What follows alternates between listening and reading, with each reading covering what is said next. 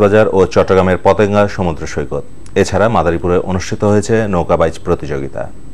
প্রতিনিধিদের পাঠানো তথ্যে রেজওয়ান করিমের ডেস্ক রিপোর্ট।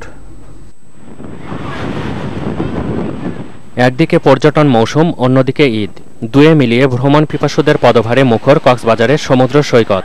দেশি বিদেশি হাজারো পর্যটকের সরব উপস্থিতি বিশ্বের দীর্ঘতম বালুকা বেলায়। কক্সবাজার সমুদ্র সৈকতে আমার অনেক ভালো লাগছে, অনেক হেবিতে আনন্দ করতেছে এখানে ঘুরতেছে।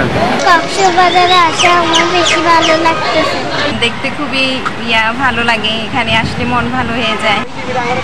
সৈকতে পর্যটকদের নিরাপত্তার জন্য 5টি পয়েন্টে রয়েছে 15 জন উদ্ধার কর্মী। পর্যটকদের নিরাপত্তার জন্য যথেষ্ট পরিমাণ দায়িত্ব নিয়ে দর্শনার্থী পর্যটকের পদভারে মুখর চট্টগ্রামের পতেঙ্গা সমুদ্র সৈকত।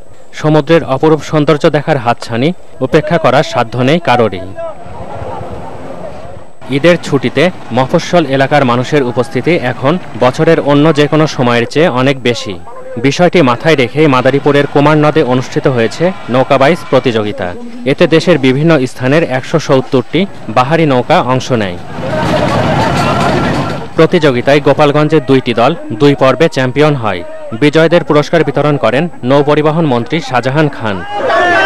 রেজওয়ান করিম, মোহনা, ন্যাশনাল ডেস্ক।